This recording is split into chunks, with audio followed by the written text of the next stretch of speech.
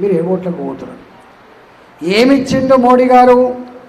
మోడీ గారు మీకు పదవులు ఇవ్వలే, మోడీ గారు మీకు కాంట్రాక్ట్లు ఇవ్వలే, మోడీ గారు మీకు ఆర్థికంగా గొప్పవాళ్ళని చేయలే.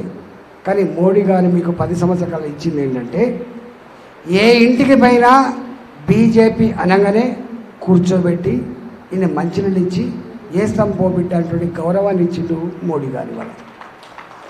లేకపోతే ఏ ఇంటికి పోయినా ఎందుకు వచ్చిన వ్యాను దండం పెడితే దండం కూడా పెట్టి గుర్తుపెట్టుకో, బయటికి వెళ్ళే కొడతాడు.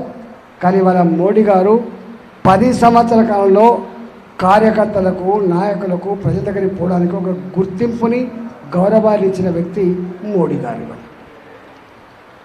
ఇంతకుముందే సైదిరెడ్డి గారు చెప్పింది అనుకుంటాం, ప్రపంచంలో చాలా దేశాలు ఈర్ష్యపడుతున్నాయట భారతదేశం చూసి, మరీ ముఖ్యంగా మోడీ గారిని చూసి ఈర్ష్యపడుతున్నాయట. ఎందుకు అంటే, ఒకప్పుడు ప్రపంచంలో స్ట్రాంగ్ లీడర్ ఎవరు అంటే అమెరికన్ ప్రెసిడెంట్ వైపు చూపించేది, రష్యన్ అధ్యక్షుడి వైపు చూపించేది, లేదా బ్రిటన్ ప్రధానమంత్రి వైపు చూపించేది. మోడీ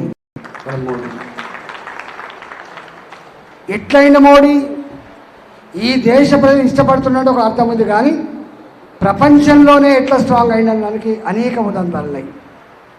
ఉదంతాలు. ఒక్కటి చెప్తా నేను, ఒకప్పుడు జమ్మూ అండ్ కాశ్మీర్ మేము భారత్లో ఉండం, మేము పాకిస్తాన్లో కలుస్తామని చెప్పింది. ఒకప్పటి ఖలిస్తాన్ పంజాబ్ మేము ఖలిస్తాన్ దేశంగా ఏర్పడతామని చెప్పింది. ఒకప్పుడు 7 సిస్టర్ స్టేట్స్, అది మేఘాలయ, అది నాగాల్యాండ్, అది మిజోరాం, అట్లాంటి రాష్ట్రాలు మేము సెపరేట్ కావాలని చెప్పి ఆందోళన చేసి మీకు తెలుసు. కానీ వాళ్ళ ఈ 10 సంవత్సరాల కాలంలో ఎక్కడా అలాంటి ఉద్యమాలు లేవు. జమ్మూ అండ్ కాశ్మీర్లో మన జెండా ఎగరాలంటే ప్రాణం గాల్లో కలవాల్సిందే. కానీ అలాంటిది ఇవాళ మోడీ గారి ఏలుబడిలో పాకిస్తాన్లో ఉన్న బలుచిస్తాన్, పాకిస్తాన్ ఆక్యుపైడ్ కాశ్మీర్, అక్కడి ప్రజానికం అంతా కూడా ఉద్యమాలు చేస్తూ ఉన్నారు, దీక్షలు చేస్తూ ఉన్నారు. ఏమని? మేము కూడా పాకిస్తాన్లో కాకుండా భారత్లో ఉంటే బాగుండు అనేటువంటి పరిస్థితి వచ్చింది.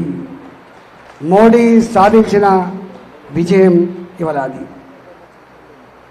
మోడీ గారు ఒకనాడు అమెరికాకు పోవడానికి వీసా కోసం దరఖాస్తు పెడితే అమెరికా తిరస్కరించింది.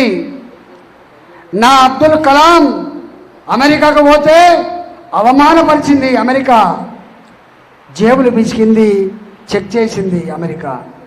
కానీ అదే అమెరికా ఇవాళ మోడీ గారు గడ్డ మీద అడుగు పెడితే రెడ్ కార్పెట్తో స్వాగతం పలకడమే కాకుండా వాళ్ళ పార్లమెంట్లో మోడీ గారు మాట్లాడుతున్నప్పుడు మనకి ఎట్లయితే పార్లమెంట్ సభ్యులు ఉంటారో వాళ్ళని సెనేటర్లు అంటారు, అక్కడ వాళ్ళ సెనేటర్లు లేచి 10 నిమిషాల పాటు సప్పట్లు కొట్టి మోడీ మోడీ అనే పరిస్థితి వచ్చిందంటే భారత గొప్పతనం ఏందో మనకి ఇవాళ అర్థం కావాలి.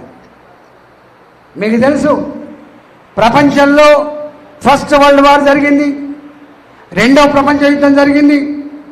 ఈ first world war, second world వార్కి నాయకత్వం వహించిన 2 కూటములు, ఒకటి నాటో కూటమి, రెండవది వార్సా కూటమి. నాటో కూటమికి నాయకత్వం వహించింది అమెరికా, వార్సా కూటమికి నాయకత్వం వహించింది రష్యా. మళ్ళాంటి భారతదేశం ఎవరి పిలితే వాళ్ళ దగ్గర పోయి సైన్యం యుద్ధం చేసింది తప్ప మనల్ని దేకేటోడు కూడా ఎవరు లేడు. మన దేశాన్ని పేద దేశంగా, మన దేశాన్ని వరల్డ్ బ్యాంక్ ముందు మోకరిల్ల దేశంగా, మన దేశాన్ని ఏషియన్ డెవలప్మెంట్ బ్యాంక్ అప్పిస్తే కానీ రోడ్లు వేయని దేశంగా మన దేశం వాళ్ళ భాషలో చెప్ప థర్డ్ వరల్డ్ కంట్రీగా చెప్పేది. అలాంటి థర్డ్ వరల్డ్ కంట్రీ ఇవాళ ప్రపంచంలో కరోనా వచ్చి అమెరికా, కరోనా వచ్చి రష్యా, కరోనా కష్టకాలంలో జపాన్, వాళ్ళ ఆర్థిక వ్యవస్థ తిరోగమనంలో ఉంటే వాళ్ళ ఆర్థిక వ్యవస్థలు తగ్గిపోతా